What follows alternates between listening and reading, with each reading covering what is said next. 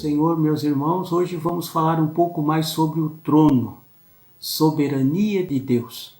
E para falar sobre este assunto, vamos ler lá no livro do Apocalipse, capítulo 4, verso 11, o seguinte: Tu és digno, Senhor Deus nosso, de receber glória, a honra e o poder, porque todas as coisas tu criastes. Sim, por causa da tua vontade, vieram a existir e foram criadas. Aleluias!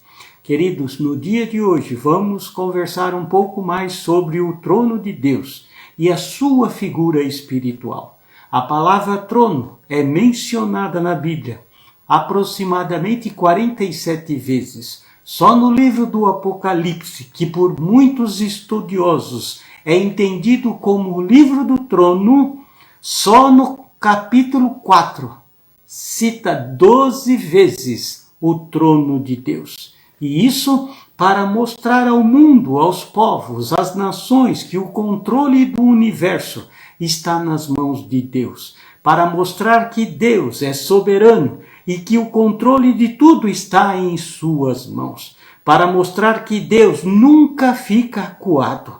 Para mostrar que Deus está no trono e que as rédeas das nações, do universo, da sua noiva, a igreja, estão nas suas poderosas mãos, nas mãos gloriosas do soberano Deus. Na sala do comando do universo está o trono que controla tudo. Aleluias! Por isso, coloque esta verdade no seu coração e na sua mente. Não temos que temer nada. Aleluias! A história relata que a igreja primitiva viveu tempos difíceis, até tempos mais difíceis do que estes que estamos vivendo nos dias de hoje. Nos tempos da igreja primitiva, muitos impérios se levantaram para perseguir a igreja depois do Império Romano. E foi quando, no primeiro século, chega ao seu auge, que os cristãos foram crucificados, queimados vivos, eram jogados nas arenas para serem consumidos por leões. Neste tempo, a igreja primitiva estava acuada, perseguida por todos os lados e segmentos. E é neste contexto que os apóstolos foram presos, alguns até crucificados, queimados, apedrejados, mortos. A Bíblia fala que um sobreviveu a tudo isso no final da vida, que foi o apóstolo João, que sob a ordem de um imperador chamado Domiciliano, ele é deportado para a ilha de Patmos para morrer na solidão daquela ilha. A intenção do imperador era de calar a última voz, o último apóstolo, era de acabar por vez com a igreja, aquela igreja tão sofrida e massacrada. Mas é neste momento em que parecia tudo acabado, todas as portas tinham se fechado. Neste momento, Deus abre para João as portas do céu, aleluia. E Deus disse: sobe, João, até o terceiro céu, e eu te mostrarei coisas que podem acontecer, pelo contrário, coisas que vão acontecer. Sobe João, e João tem a visão gloriosa do trono de Deus e vê alguém assentado. Percebam que mostra aqui a palavra de Deus, que João vê alguém assentado sobre o trono. Meus irmãos, isso é para mostrar para nós hoje, para a igreja, para o mundo, que Deus continua sentado no trono, aleluia. É mostrado o soberano Deus ali assentado no controle do universo e de todas as coisas. Amados, hoje a igreja vive também dias difíceis. Vivemos dias em que a nova ordem tenta como tantas outras vezes, tirar Deus do centro. Vivemos uma onda de perseguição cristã. Até os países chamados e reconhecidos como cristãos estão sendo acurralados por todos os segmentos da sociedade, pela mídia, pelas cortes, pelos parlamentos. Amados, é de suma importância que a igreja possa entender neste dia esta visão de João do Apocalipse. A igreja precisa entender que estamos sim vivendo dias difíceis, mas que Deus continua sentado no trono e que as rédeas do universo, das nações, da igreja estão nas mãos do nosso glorioso Deus e nunca devemos temer. O livro do trono, neste capítulo 4, fala de algumas verdades que hoje precisam ser bem claras no coração da igreja. O livro de Apocalipse retrata e nos mostra os dramas em que a igreja vai viver nos últimos dias, com a abertura dos 7 selos, com guerras e fomes, perseguição e a morte. O livro fala que as trombetas vão soar, trazendo o juízo de Deus. Os inimigos vão se levantar, o dragão, o diabo, o anticristo, o falso profeta, que vai dar sustentação religiosa ao anticristo, a grande meretriz, a chamada Grande Babilônia, com um sistema político e religioso que vai estar fomentando todo este cenário. Queridos, a primeira coisa que na visão de João precisou ele entender, e nós também, como igreja, precisamos entender nos dias de hoje, é que quem dá as diretrizes para a história é aquele que está assentado sobre o trono, pois ele é Deus, ele é soberano, e não importa as forças poderosas que o inimigo possa levantar, não importa a força do braço da carne, das nações, do mundo globalizado, da força da nova ordem mundial, que conspiram contra os valores éticos, morais, cristãos estabelecidos por Deus e a sua bendita palavra. Não importa a força do mal, porque Deus está no trono, aleluia, e Ele reina, aleluia. Deus menciona só no capítulo 4 do livro de João 12 vezes a mesma expressão, o trono de Deus, aleluia, o trono de Deus, aleluia, para mostrar que o propósito de Deus continua o mesmo. Ele está no controle do universo e de todas as coisas. O texto também fala que quando João vê o trono, ele não ousa descrever o que está sentado no trono, que é semelhante à pedra de jaspe e de sardônia. O que significa isso espiritualmente? Na visão de João, a pedra de jaspe é uma pedra branca como cristal, e o branco é a figura da santidade. E ele fala também do sardônio, que é uma pedra vermelha. Na palavra é a figura da justiça e do juízo de Deus que vem através do sangue do Senhor Jesus. Portanto, o que está assentado no trono, diz João, é santo, santo, santo, aleluia. Entende ainda que este também é o Deus da justiça e do juízo. Os homens podem escapar da justiça dos tribunais da terra, da força das leis dos homens, mas não podem escapar da justiça divina, daquele que é santo, santo, santo, aleluia. Percebam os irmãos que João continua vendo em sua visão, no verso 13, que aquele que está assentado no trono, ao seu redor tem um arco-íris de cor verde. E depois, no verso 5, ele vê algo interessante. Vê que saem relâmpagos, trovões. Isso nos mostra que na visão do Apocalipse,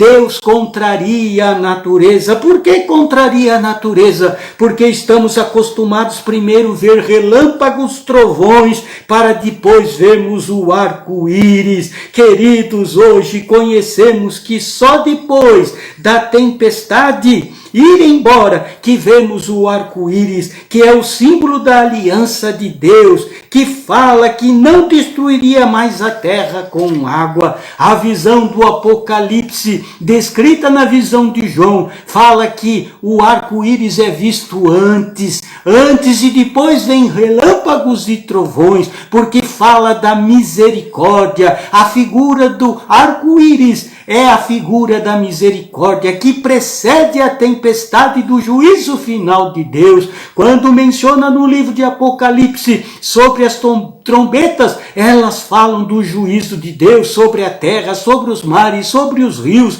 sobre os astros, sobre os homens. Entretanto, este juízo de Deus é sempre parcial, porque hoje o juízo de Deus vem misturado com as misericórdias de Deus. Aleluia! Amados, não tenhamos dúvida desta verdade. Estamos vivendo momentos difíceis, sim, uma pandemia, momentos dramáticos, aonde multidões no mundo já morreram, mas é Deus gritando aos ouvidos das nações, é Deus falando fortemente aos corações dos homens, que Ele ainda está dando uma oportunidade à humanidade. Ele está nesses dias mostrando para as nações que Ele é Deus e que Ele tem o controle de tudo, e que os homens não têm o controle, que as nações não têm o controle. Bastou um vírus e todos ficaram perdidos. Sistemas econômicos de grandes nações entraram em colapso. Bastou um vírus para que a ciência ficasse sem respostas prontas e eficazes. Ele está dizendo que Ele é Deus. Ele está gritando aos ouvidos das nações: acordem, porque ainda tem misericórdia da minha parte para com todos. Acordem, porque ainda há um tempo de salvação. Aleluia! E esta é a mensagem que a igreja tem que continuar pregando nesses dias. E a igreja é muito importante nesses dias para se levantar ao mundo, para levar ao mundo que Deus está no controle, pois Ele está centrado no trono e que o juízo vai ocorrer. Mas antes tem o arco-íris, que é a misericórdia que precede ao juízo. Mas Deus tem limites. Em um momento Ele vai dizer basta. Muitos têm se levantado nestes dias dizendo que Deus é amor, mas Ele também é justiça e juízo. Precisamos lembrar ao mundo e a todos que nos rodeiam que Deus já exerceu juízo no dilúvio contra aquele povo que estava desagradando a Deus. Deus já levantou juízo nos tempos de Sodoma e Gomorra. Ele já abateu poderosos reis neste mundo. Ele derrotou impérios terríveis. Aonde está a Síria? Aonde está o Egito? Aonde está o Império Romano? Aonde está a Babilônia? Aonde está o Império Persa? Aonde estão os grandes reis deste mundo que governaram com espada violenta e cheia de sangue? Esses estão derrotados. A sua história virou pó e muitos caíram no esquecimento, mas o nosso Deus, aleluia, o nosso poderoso Deus continua sentado no trono e ainda tem o controle de tudo, e todos terão que se apresentar perante Ele e o adorar, aleluia. Amados, notem que no verso 6 deste mesmo capítulo 4, na visão de João, mostra que o trono aonde Ele está centrado é um trono de santidade,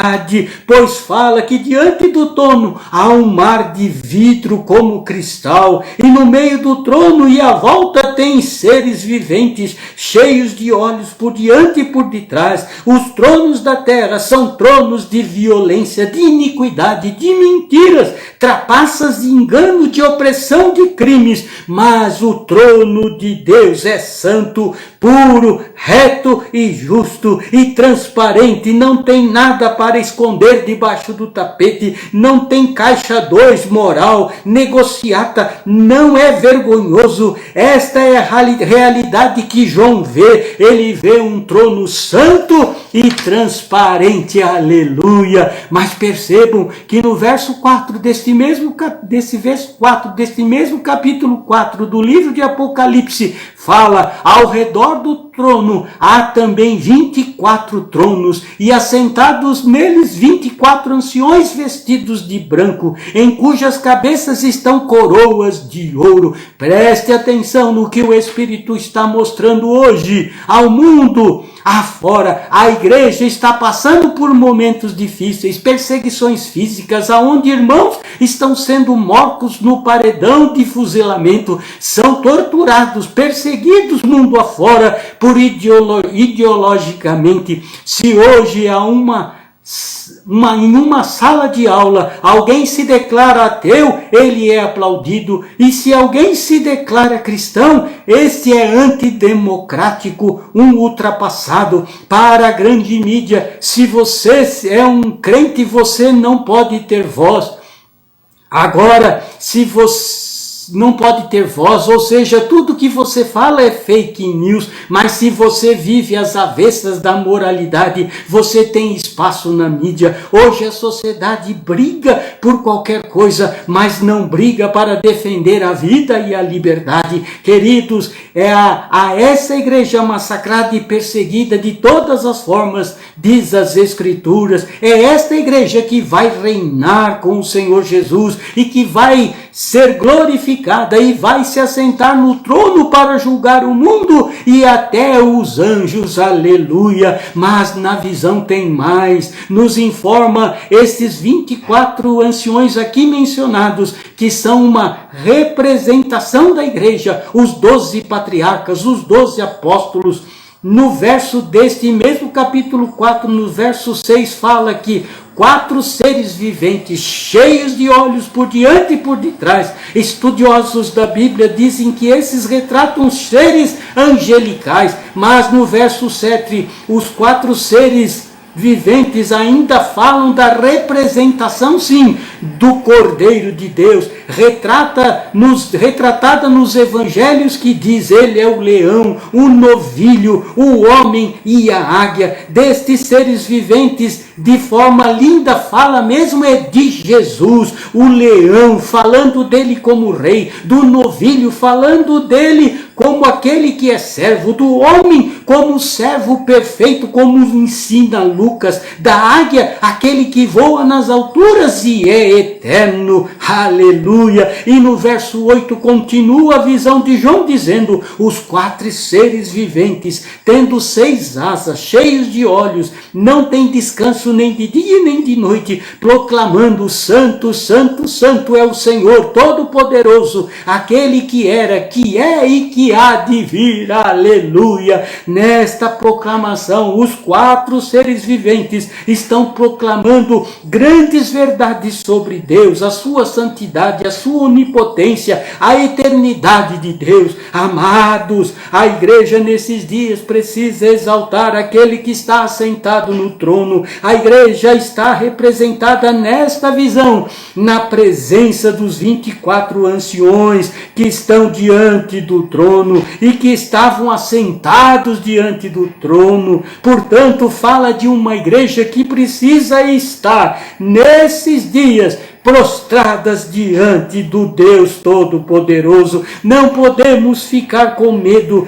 e isso não significa não sermos prudentes, mas muitos estão vivendo medos seletivos, vão ao supermercado, às farmácias e a outros lugares, mas na igreja tem medo. Na igreja eles estão impedidos de ir adorar a Deus. Oh, misericórdia! O povo de Deus não tem medo, pois adora o que está assentado no trono e que tem o controle de tudo e que tem as rédeas do universo em suas mãos. O povo de Deus sabe que o nosso destino não está nas mãos daqueles que dirigem Brasília, não está nas mãos da OMS, não está nas mãos do mercado financeiro, seja esse internacional ou nacional, não está nas mãos das poderosas nações que tentam governar o mundo. A nossa vida da nossa família, da nossa nação está nas mãos do Deus Todo-Poderoso,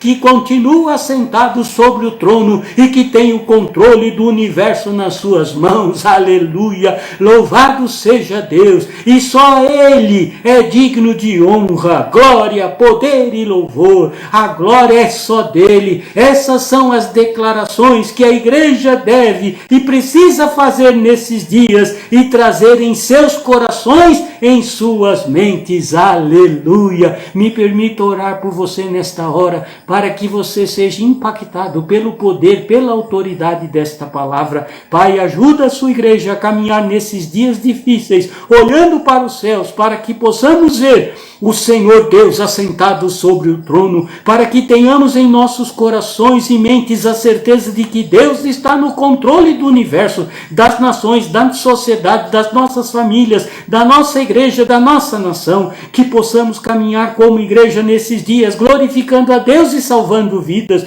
pois esse é o nosso papel, e que não sintamos medo, pois vivemos nos dias da misericórdia de Deus, vemos o arco-íris da aliança de Deus com o seu povo antes da tempestade, porque a nossa vitória vem dos céus. Nesses dias vão ser manifestados vozes, trovões e relâmpagos, manifestando a justiça e o juízo de Deus. Aleluia, glória a Deus.